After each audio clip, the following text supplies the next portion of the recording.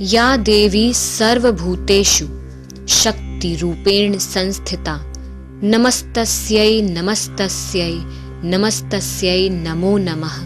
माँ की शक्ति, माँ की कृपा जिसे प्राप्त हो जाए उसे और क्या चाहिए। आज एक ऐसे ही शख्स से हम आपका साक्षात्कार कराने जा रहे हैं, पंडित ओम प्रकाश उपाध्याय। पंडित जी प्रातः कई घंटे माँ की आराधना में बिताते हैं। इस कठोर तपस्या आराधना से प्राप्त सिद्धि को पंडित जी लोगों की भलाई में लगा रहे हैं। असंख्य लोग उनसे अपने जीवन की समस्याओं से संबंधित प्रश्नों का हल जानने आते हैं।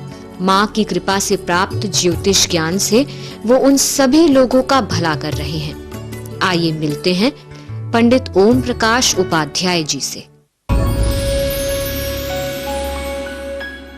नमस्कार, कार्यक्रम ज्योतिष एवं वास्तु में आप सभी का बहुत बहुत स्वागत है। दोस्तों, हर किसी के खुशियों के मायने अलग होते हैं। किसी को बहुत सारा पैसा कमाकर खुशी मिलती है, किसी को अच्छी पढ़ाई करके खुशी मिलती है, किसी को अच्छी नौकरी करके खुशी मिलती है, लेकिन किसी किसी को खुशी मिलती है कि उसके पास भले ही कुछ ना हो पर घर में शांति हो, सुकून हो। कई बार ये शांति सुकून ही हमारे जीवन से गायब सा हो जाता है, पर ज्योतिष में ऐसे बहुत से उपाय हैं जिससे कि आप अपने घर में शांति बरकरार रख सकते हैं, घर में सुकून, घर में खुशियां बरकरार रख सकते हैं। तो आज उन्हीं उपायों पर चर्चा करने के लिए एक बार फिर से हमारे साथ स्टूडियो में हैं पंडित ओम प्रकाश उपाध्याय जी। इनके बारे में मैं आपको थोड़ा सा बताना चाहूंगी। अगर हम ज्योतिष विद्या की बात करें तो ये इनको विरासत में प्राप्त हुई है। देवी माँ के बहुत बड़े आराधक हैं। प्रतिदिन कई घंटे देवी माँ की आराधना में ही ये व्यतीत करते हैं और साथ ही साथ देवी माँ की असीम कृपा इन पर बरकरार है। यहाँ पर पंडित जी का हम बहुत बहुत स्वागत करते हैं। पंडित जी, आपका स्टूडियो में स्वागत है। नमस्कार। नमस्ते मैडम। पंडित जी, जैसे कि जीवन में देखा गया है हर बार कुछ लोगों के जीवन में तो ये खासकर देखा जाता है, सारी खुशियां होती हैं, बच्चे अच्छे से पढ़ाई करते हैं, खूब धन दौलत भी होता है और जिस भी कार्य में हाथ डालते हैं उसमें उनको खुशियां ही मिलती हैं, उसमें उनको कामयाबी मिलती है। उसके बाद भी घर में कहीं ना कहीं खटपट रहती है, किसी ना किसी सदस्य की एक दूसरे से कुछ ना कुछ परेशानी रहती है। ऐसा क्यों होता है? क्या वहां पर कुछ हम वास्तु का दोष कह सकते हैं या फिर ग्रहों का तालमेल एक दूसरे से नहीं मिलता? जी मोनिका जी, आपने बहुत अच्छा क्वेश्चन किया है। कई बार क्या होता है कि जैसे ग्रह कलेश, पति पत्नी का जो ग्रह कलेश होता है वो ज़्यादातर क्या है कि उनके जैसे शादी जो विवाह हम करते हैं तो इसमें जन्म कुंडली का मिलान बहुत महत्वपूर्ण होता है। उसमें कई बार देखा गया है कि जैसे लड़के का गढ़ मान चलो राक्षस होता है और लड़की का गढ़ मनुष्य होगा तो वो उसको टेंशन देता रहेगा। तो इसी तरीके से हमें कुंडली में हम देखते हैं। आजकल तो क्या करते हैं, जनरल तौर पे पंडित जी वगैरह नाम से कुंडली मिला देते हैं और शादी कर देते हैं। पंडित जी दक्षिणा लेके फ्री होगा, माँ बाप अपनी शादी करके फ्री होगा, लेकिन भुगतना पड़ता है लड़का लड़की को।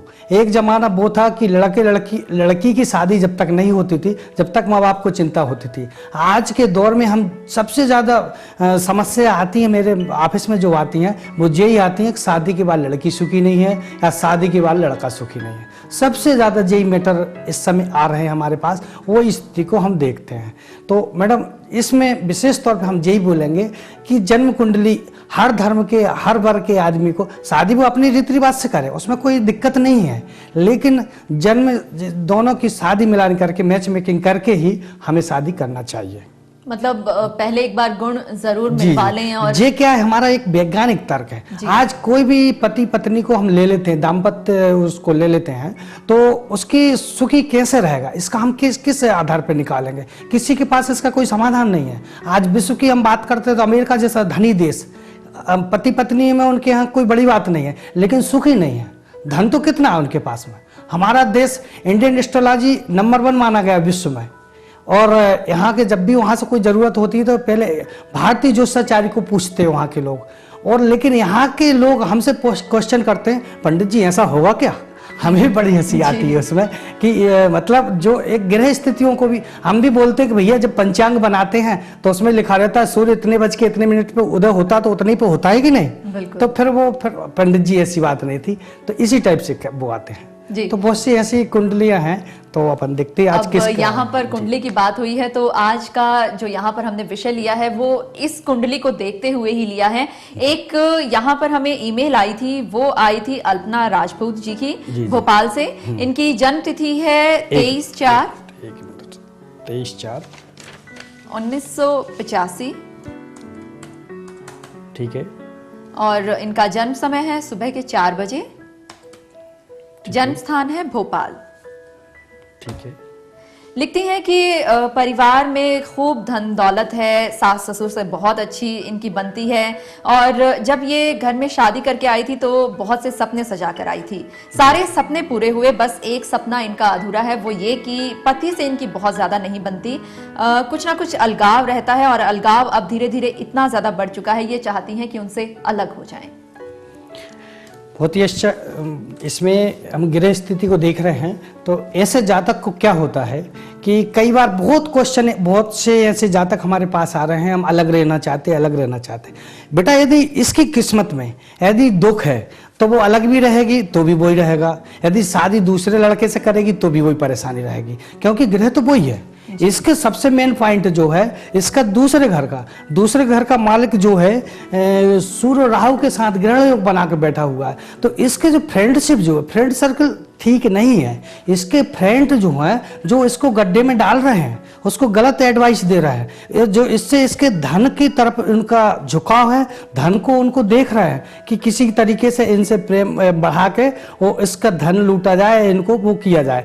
तो ये स्थिति हम इस कुंडली में देख रहे हैं कि इनकी फ्रेंड सर्कल सही नहीं है, और ये अपने आप में खुद को गड्ढा बनाती हैं, है ना, खुद के लिए अपना गड्ढा बनाती हैं, और ये यदि चाहें कि दूसरी जगह सुखी रहें तो नहीं रह पाएंगे। इनको अपने आप को मोड़ना होगा। सबसे ज्यादा इनके लिए फ्रेंड्सों से कोई वास्ता ना रखें। इनके लिए कुटुंब परिवार वाले सबसे बड़े शत्रु हैं। इनके लिए भरोसा करना, किसी पे भरोसा नहीं करना चाहिए।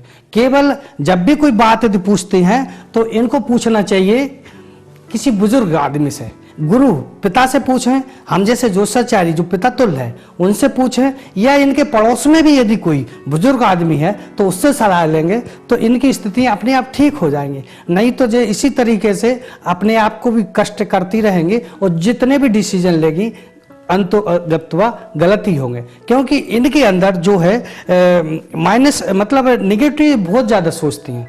गलत होगा, मेरे विषय में पति अच्छा नहीं सोच रहा, दोनों पति पत्नियों के बीच में ईगो टकराता है। ये लड़की जे चाहती हैं, क्या नाम है इनका, अल्पना राजपूत, जो चाहती हैं कि घर में सब वैभव विलासिता सब हो, एकदम से हो, टोटल सब व्यवस्था हो सकता है पति की कुछ मजबूरी हो, इस वजह से इसलिए वो नहीं कर पा रहे हो। जे मैडम चाहती पूरी सब व्यवस्था हो, लेकिन वो कर नहीं पाता है। अभी हमारे बहुत से दर्शक इस कार्यक्रम को देख रहे हैं इसी उम्मीद के साथ कि अब जल्दी से हमें कोई ऐसी टिप बताई जाए कि हमारे घर में शांति बरकरार रहे या फिर जीवन में हम तरक्की प्राप्त करें। तो आज का सुझाव क्या देना चाहेंगे आप? आज का सुझाव ये देना चाहता हूँ कि हमेशा यदि हमें किसी से सलाह लेना है, बुजुर्ग से लें, पिता से लें, गुरु से लें, गुरु से सलाह लेंगे वो आपके लिए ठीक होगी। जी, यहाँ पर आपने इस कार्यक्रम में अपना कीमती वक्त दिया और इतनी अच्छी जानकारी हमारे साथ शेयर की, इसके लिए आपका बहुत बहुत शुक्रिया। नमस्कार। तो मित्रों, हमारी आज की पेशकश में बस इतना ही, लेकिन चलते चलते आपसे बस इतना ही कहना चाहूंगी कि खुश रहना आपके खुद के हाथ में है। बस आपको अच्छे डिसीजंस लेने हैं, आपको सही विचार करके सही दिशा में चलना है। वही सही दिशा इस कार्यक्रम में हम आपको दिखाते हैं। और अगर आपको लगता है कि अभी भी आप मार्ग से भटके हुए हैं, आप अनमोल जीवन दर्पण नाम की कुंडली बनवा सकते हैं। नंबर्स उम्मीद करती हूँ आपने जरूर नोट कर लिए होंगे। तो फिलहाल आप हंसते रहिए, मुस्कुराते रहिए, दीजिए इजाजत। हमारा पता है पंडित ओम प्रकाश उपाध्याय, अभिषेक ज्योतिष कार्यालय, UG 34, Kartar orchid complex, Pul Bogda, capital petrol pump के पास, Raisen road, Bhopal, MP। Phone numbers हैं 09644 830 700, 09644 696956। हमारा ईमेल ID है oupadhyay31@gmail.com।